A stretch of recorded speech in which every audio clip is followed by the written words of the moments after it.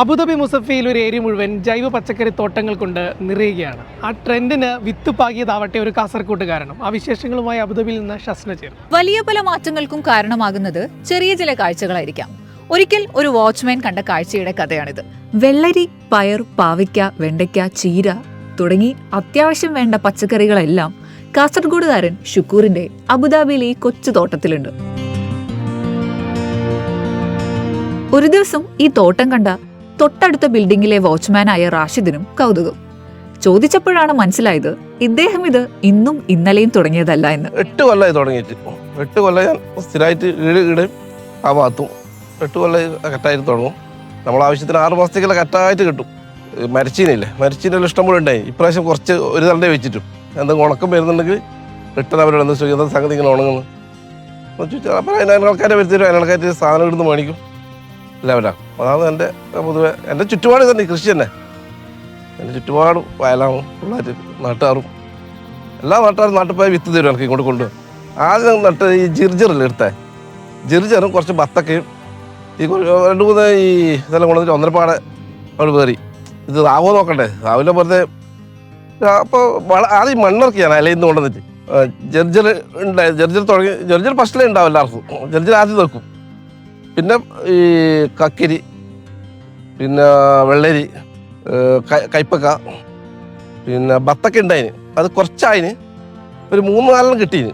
അത്ര വലുത് കിട്ടിയ ചെറുതാപ്പോൾ കിടന്ന് അതിൻ്റെ പിള്ളേർ കുട്ടികൾ പറിച്ചിട്ട് കൊണ്ടുപോയി. ഇത് ചെറുതല്ലേ. അപ്പോൾ അത് കഴിഞ്ഞിട്ട് പിന്നെ വെണ്ടക്കായ, പിന്നെ ബീൻസ് ഇല്ലേ ബീൻസ്, പിന്നെ മല്ലിച്ചപ്പ് നല്ല അത്യാവശ്യം എല്ലാ സാധനവും ഇഷ്ടംപോലെ ഉണ്ടാകും. പിന്നെ കുക്കുംബർ ഒരു പുതിയ മോഡലുണ്ട്, വലിയ നീളമില്ല.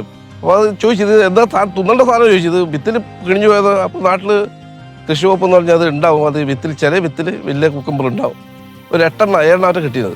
പിന്നെ അത് ഇല്ലില്ല അതിൻ്റെ തൈ ഏത് നേരം പിന്നെ തിരിയുന്നില്ല. ഒരേ സെയിം ആയതുകൊണ്ട് പിന്നെ മനസ്സിലാകുന്നത്. റാഷിദിനും ഇതൊരു പ്രചോദനമായി. തന്റെ ബിൽഡിംഗ് മുറ്റത്ത് റാഷിദും പണി തുടങ്ങി. ഇതിനോടൊരു ഇൻട്രസ്റ്റ് ഉണ്ട്. പിന്നെ ഇത് സ്ഥലം കാലി കണ്ടപ്പോൾ പിന്നെ അപ്പുറം ചെയ്ത് കണ്ടപ്പോൾ ചെയ്യാനുള്ളൊരു അങ്ങനെ ചെയ്ത്. ഇവിടെ ചീര, പയർ, പിന്നെ വെള്ളരി ഉണ്ട്, തക്കാളി ഉണ്ട്, വഴുതന, വെണ്ടയ്ക്ക, പിന്നെ മല്ലിച്ചപ്പ് അങ്ങനെയുള്ള.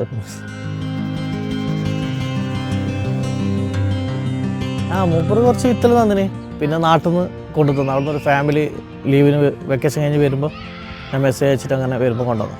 ബിൽഡിങ്ങിലെ താമസക്കാരും ഫുൾ സപ്പോർട്ടായതോടെ പച്ചക്കറി തോട്ടം അങ്ങ് ക്ലിക്കായി. 2 ദിവസം കൂടുന്നിടത്തോളം വരും. അപ്പം വാണ്ടൊക്കെ എടുത്തിട്ട് പോകും. നല്ല ഫ്രഷ് തന്നെ അല്ലേ. ഇപ്പോൾ കുട്ടികൾക്കൊക്കെ കൊടുക്കാൻ വേണ്ടിയിട്ടൊക്കെ നല്ലതാണ്, നല്ല ടേസ്റ്റുവാ. നമ്മൾ ഇങ്ങനെ കാണുന്നില്ലല്ലോ ഇവിടെ ഇതാകുമ്പോൾ നല്ല ഫീലാ. അങ്ങനെ 2-ൽ നിന്നും പച്ചക്കറി തോട്ടത്തിന്റെ എണ്ണം കൂടി. തൊട്ടടുത്ത ബിൽഡിങ്ങുകാരും തോട്ടം ട്രെൻഡ് അങ്ങ് ഏറ്റുപിടിച്ചു. അബുദാബിയിലെ ഷാബിയ 12-ലെ ഈ റെസിഡൻഷ്യൽ ഏരിയ ഇപ്പോൾ ജൈവ പച്ചക്കറി തോട്ടം കൊണ്ട് നിറയുകയാണ്.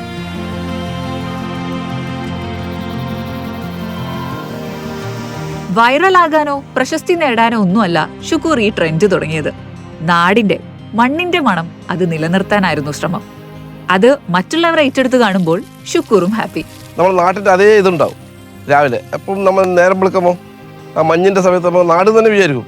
പുറത്തിറങ്ങിയാൽ നമ്മളെ നാട് തന്നെ ഒരു എടുത്ത് നമ്മളെ താമസക്കാരെല്ലാം പറയും ഇത് നല്ല രസമാണ്. നിങ്ങൾ വിചാരിക്കുന്ന അതില്ല. ഈ പച്ചക്കറി പറഞ്ഞാൽ ഒരു ത്രില്ലായിട്ട് മാറും. നമുക്ക് എന്ത് ഇനിയും എടുക്കാൻ തോന്നും. സ്ഥലം നമ്മളിപ്പോൾ ഈ സ്ഥലം അത്ര പോലെ കിട്ടുമൊക്കെ വേണ്ടിയിട്ട് ബൽജിനോട് ചോദിക്കാൻ വേണ്ടി നിൽക്കുകയാണ്. അത്ര പോലെ തരുമെങ്കിൽ നമ്മൾ പിന്നെയും നടും. നമ്മൾ പൈസ നോക്കുന്നില്ല. ചെറിയ ശമ്പളക്കാരാണെങ്കിലും പൈസ അല്ല. നമ്മൾ ഇത് കാണാനും അത് തിന്നാനുള്ള നാട്ടുകാർക്ക് കൊടുക്കുക. ഇത് ഓരോന്ന് കൊടുക്കുമ്പോൾ നമുക്ക് കൂടുതൽ സന്തോഷമാണ്. അതിപ്പോൾ ഒരാളിങ്ങനെ കൊണ്ടുപോകുമ്പോൾ ഒരു വെള്ളരിക്ക് തരുമെന്ന് വെച്ച് വരും. നമ്മളിത് കൊടുക്കും. അപ്പോൾ അവർക്കൊരു സന്തോഷമാണ്.